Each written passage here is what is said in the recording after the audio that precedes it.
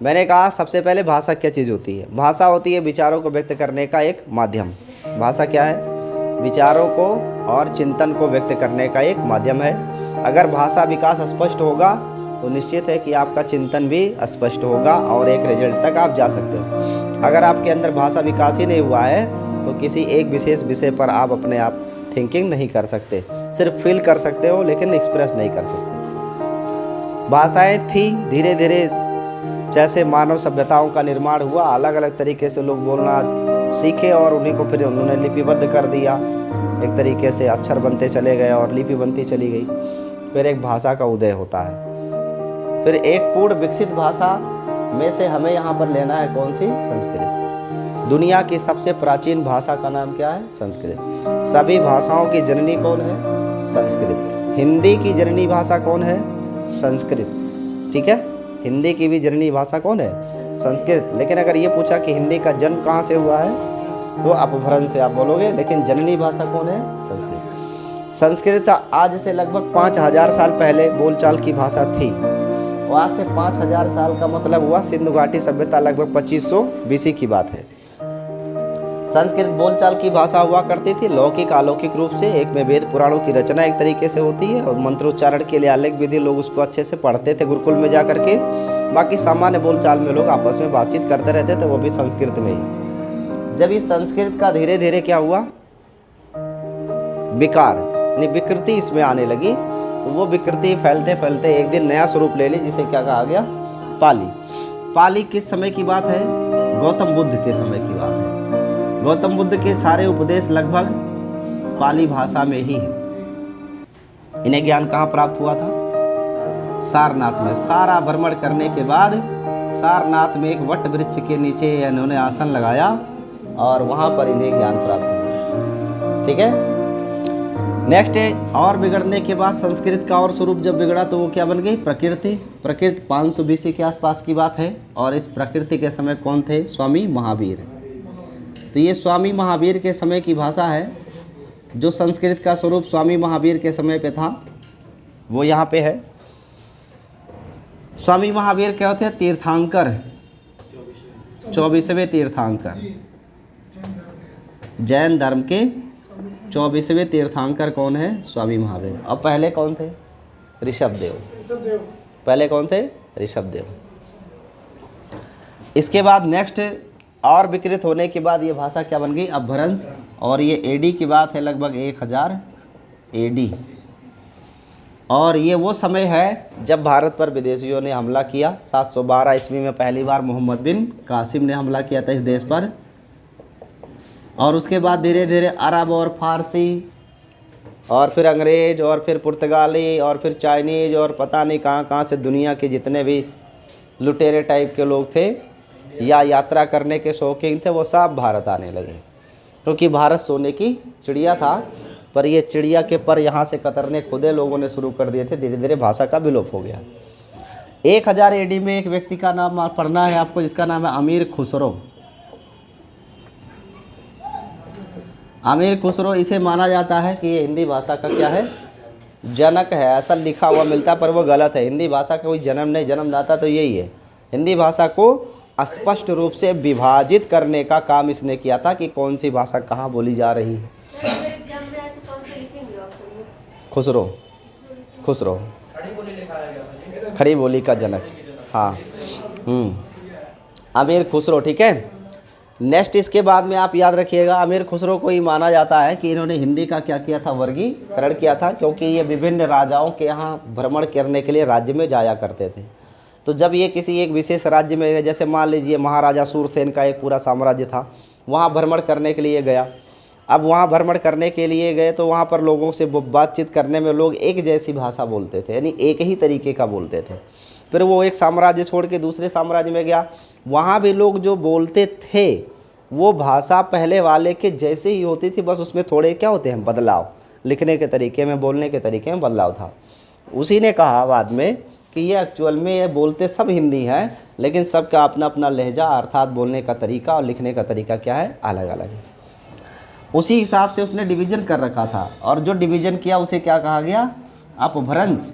और अपभ्रंशों से ही जन्म किसका होता है? हिंदी का। इसमें पहला है सौर सैनी अपभ्रंश। इससे कौन कौन सी भाषा का जन्म हुआ, कौन कौन सी बोलियाँ आती है सौर सैनी अपभ्रंश में? पश्चिमी हिंदी सौर सैनी का हिस्सा है। राजस्थान में जो हिंदी बोली जाती है वो भी कौन सा हिस्सा है? सौर सैनी अपभ्रंश का। जो गुजराती बोली जाती है वो भी किसका हिस्सा है? सौर सैनी अपभ्रंश का। इसके बाद दूसरा, मगध साम्राज्य में बोली जाने वाली बोलियों में से एक है कौन? बिहारी। तो बिहारी कौन से अपभ्रंश का भाग है? मगधी अपभ्रंश का।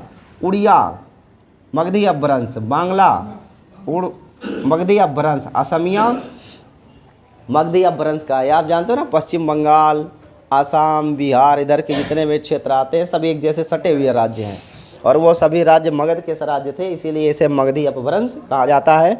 तो बिहार, उड़िया, बांग्ला, असमिया ये सब कौन से अपभ्रंश के भाग हैं? मगधी अपभ्रंश के।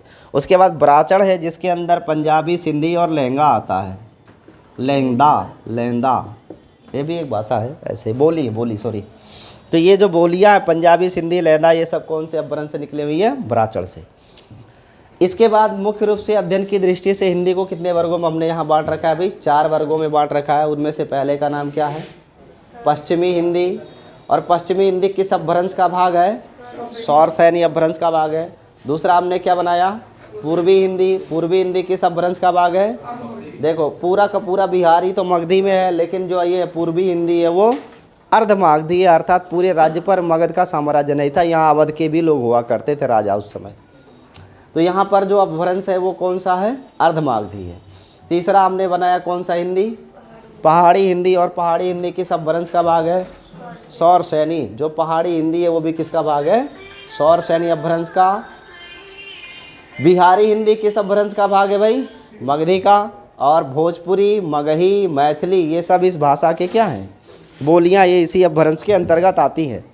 इसमें से कुछ विशिष्ट बात याद रखिएगा, जैसे ब्रज भाषा। ये ब्रज भाषा पश्चिमी हिंदी का भाग है, लेकिन ये एक्चुअल में जो मैंने यहाँ लिख रखा है ये क्या है? बोलियाँ। ये भी बोली, ये भी सब बोलियाँ हैं। लेकिन इन्हें जैसे बांगरू बोली, हरियाणवी बोली, कन्नौजी बोली ये सब बोली जाती हैं, लेकिन ब्रज को ब्रज बोली नहीं कहते हैं, इसे ब्रज भाषा कहते हैं। क्यों? क्योंकि ब्रज बोली का साहित्य बहुत ही अधिक समृद्ध है और इसका व्याकरण परिशुद्ध है, इसीलिए इसे भाषा का नाम दे दिया गया है। और ब्रज भाषा के सबसे महान कवि कौन हैं? सूरदास। और सूरदास ये अकेले ही एक ऐसे समर्थवान कवि हैं जिनकी रचनाओं को अगर जोड़ दिया जाए तो ब्रज भाषा का साहित्य बहुत बड़ा हो जाता है, इसीलिए इसे ब्रज बोली ना करके क्या कहते हैं? ब्रज भाषा। जी हाँ, ऐसे इतनी भाषा इंडिया में, हिंदी इतने प्रकार की है। इसके बाद पूर्वी हिंदी का जो भाग है उसमें कौन आता है? बाघेली है, छत्तीसगढ़ी और अवधी है। अवधी बोली के सबसे महान व्यक्ति कौन है? तुलसीदास। इन्होंने रामचरितमानस की रचना की और रामचरितमानस सबसे पहले किस भाषा में लिखा हुआ था? संस्कृत में। और वह संस्कृत से ट्रांसलेट किया इन्होंने, क्योंकि जब आने वाले समय में इन्होंने देखा कि संस्कृत बोलचाल की भाषा नहीं रह गई, तब उस रामायण को इन्होंने अवधी भाषा में लिखा और ये साहित्य इन्हीं के नाम से जाना जाता है। तुलसीदास अवधी भाषा के सबसे वरिष्ठ कवि हैं। जी, इंग्लिश में भी लिखे थे रामचरितमानस। तुलसीदास अंग्रेजी में लिखे थे कि नहीं? नहीं, तो तुलसीदास उस समय अंग्रेजी में नहीं लिखते थे, क्योंकि तब अंग्रेज इंडिया में आए ही नहीं थे। अंग्रेज़ तो आए 1600 AD में ना, उसके पहले अंग्रेजी नहीं, यही चलती है। इसके बाद जो पहाड़ी है इसमें कुमाऊँ और गढ़वाल एक क्षेत्र है ना, उत्तराखंड में है पौड़ी गढ़वाल, और कुमाऊँ भी चमोली और हिमाचल प्रदेश के आसपास का क्षेत्र है, वहाँ ये भाषा बोलते हैं। बिहारी हिंदी में आता है भोजपुरी, मगधी, मैथिली। याद रखिएगा, मैथिली भी एक बहुत अच्छी भाषा है, मिथिला की भाषा है, राजा जनक के यहाँ की भाषा है, रामचंद्र जी का ससुराल है ये, माता सीता के ग्राम सभा की भाषा है। तो ये नेपाल के आसपास का जो टेरिटरी है ना, उसको मैथिली बोलते हैं। और मिथिला के कवि, उसमें सबसे ऊपर आप देख पा रहे हो क्या लिखा हुआ है? भोजपुरी। ये किसका हिंदा? बिहारी हिंदी का भाग है। और कौन से अपभ्रंश से लिया गया है?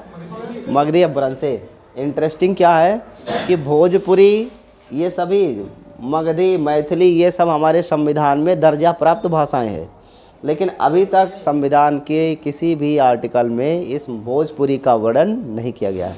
यानी भोजपुरी को अभी भी राजभाषा का दर्जा नहीं मिला हुआ है, जबकि भोजपुरी बोलने वालों की संख्या बहुत अधिक है, बहुत अधिक है। तो ये हिंदी के हिस्ट्री की बात है, हिंदी के इतिहास की बात है। अब इसके बाद हम पढ़ेंगे वर्णमाला। That's all for today. आज के लिए इतना ही, इसके आगे का जी पूछिए।